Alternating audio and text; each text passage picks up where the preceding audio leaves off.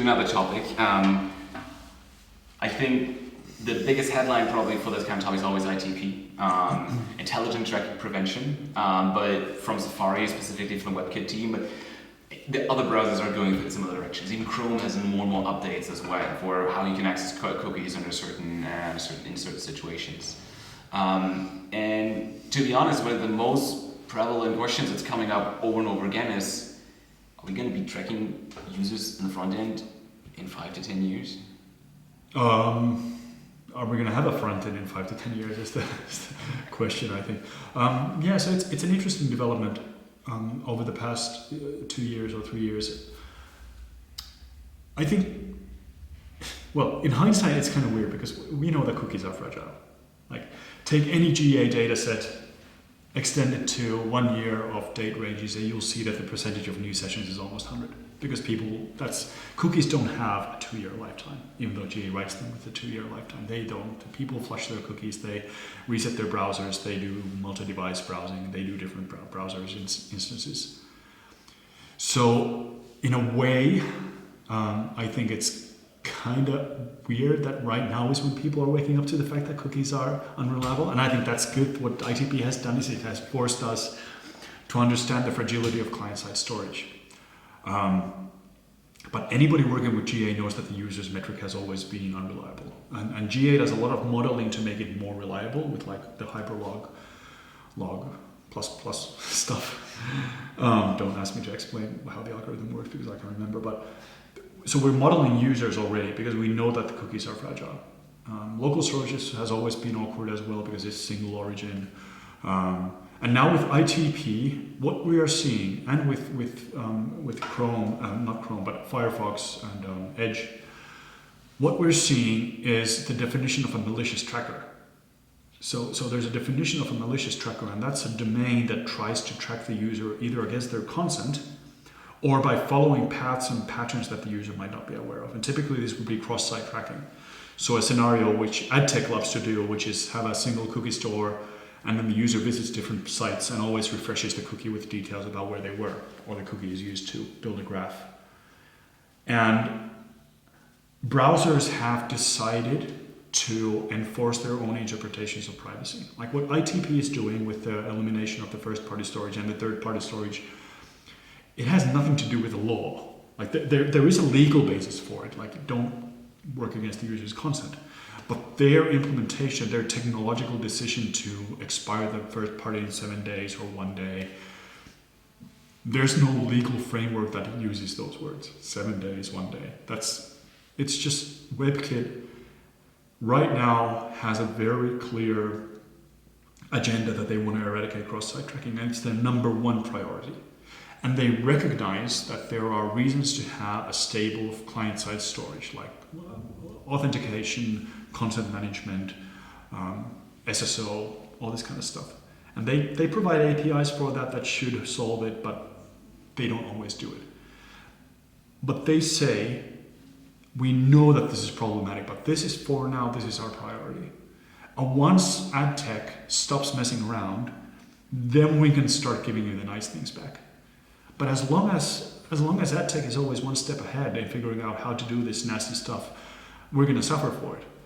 And for analysts working with first-party data, this is of course really annoying because we're the big collateral sufferers here. We lose first-party storage, we lose our ability to measure cross-session. And you might argue that we've never had that ability, but we still need that information for attribution. We have an entire first-party ad industry. It's not just about DoubleClick, but Google Ads, Bing Ads, they're first-party. A user clicks an ad, the parameter is added to the URL, and then everything that happens in the first-party domain. The conversion happens on the domain. There's no need for a third-party storage. That's suffering now. We can't do ads well anymore. And then WebKit might say, okay, but we are giving you these things like ad-click attribution and differential privacy and enough bits of entropy to hide the user. But it still feels like pearls for the swine. We're beginning an olive branch, but they're still hacking away at the foundation of what makes our data good. So what we are looking at now is the realization, finally, that cookies are bad, which is good to realize it, because they have been a very difficult way to track. And what we're looking at now, and what I think will happen in the next year or so, is that more and more sites will have to figure out how to get the user to log in. How do we get them to authenticate? How do we introduce an incentivized login system on this site? Because that's the only way you can reliably track the user across sessions, and as a fringe benefit, across devices as well. So we need the users to log in. And what might that mean? Would that mean that more and more sites will introduce these login walls? If you want to read more, you're going to have to log in. You don't have to pay, you just have to log in, because data is often more valuable than any kind of little cents you might get from those paywalls. So we'll see. And then there's the argument that maybe we're moving to server-side tracking, which is a solid argument, I guess, but you still need the client-side component. Like the user is still browsing the site with the browser. So if they're anonymous, they still need an identifier that is communicated to the server that it's still the same person. But you're focusing a lot on the storage aspect, on the client-side storage aspect, right? But there's also the aspect of the tracking libraries just not being available. Yeah, because of Firefox or an ad blocker or a Ghostery, some one of those, just not making the library available. Yeah. And then even if you have storage or you found storage, if you have no storage, you can't even know, right? Yeah. So now we get to the interesting part, which is figuring out how to circumvent blockers. Should we? Because if and this is very difficult, because personally I think that if I want to block a site from tracking me, I want to block a site from tracking me. I don't want them to track me. I don't. It's not for the site to decide that even if we anonymize everything from your hit, we remove all the fingerprinting surfaces, all we have is a single HTTP request. So there's no way to, even with the biggest supercomputers, there will be no way to draw this hit back to you as a human being. It's not up to the site to decide if that's what the user wishes. I don't believe that. I think that if a user wants to block tracking, they should be allowed to block tracking. I might hate a brand so much that I don't want to in any way contribute to their data. And then if I want to track them, I would be devastated is the wrong word, it's too strong here, but I would be miffed or nonplussed if it turns out that they were still tracking me, just doing it server-side and circumventing my desire as an individual. Now, having said that, that's not how the world works. If you go into a store, the store doesn't need a cookie to know that you visited. They see you walk through the aisles, they see what you do. If you're a frequent visitor, they'll remember you by your face. Should they also have like a Matrix, Men in Black style, like the memory eraser thing? No. Because a store should be allowed to see what their customers are doing so that they'll know how to stock their shelves. So now the question becomes, do we have enough data from those who don't block to draw those conclusions? Is the data robust enough to grow our business? Do we get enough from our logged-in users? And if you only track logged-in users, you're going to miss out on a lot of growth, because those people are already incentivized to use your wares. You don't know what the people who are not yet customers are doing.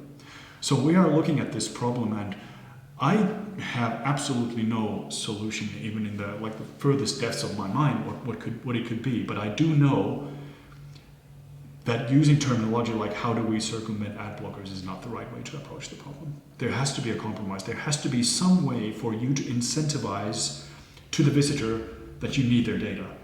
It has to be something. It could be what the Brave browser has been trying with the attention token, which is to tell the user that, let me buy your data. I'll give you this token if you give me something back. Like, let me track you anonymously and I'll give you this. So this idea of microtransactions could be one thing. But the point is that I think users are tired of being exploited. And I think more and more of them are realizing that their data is being exploited not just for ad tech, so not just for joining their data in the background to target you better with ads, but also when a site says, we need cookies to improve the user experience, what they're saying is we need your free labor to tell us how to grow our business. And I would love for them to say that, and we'll give you this in return. Give me a discount or whatever, incentivize my data, and then I'll be more open to you tracking me. But if it's just about exploitation, I don't think the dynamic will ever fall into the favor of the business. It will always be on the side of the user agent.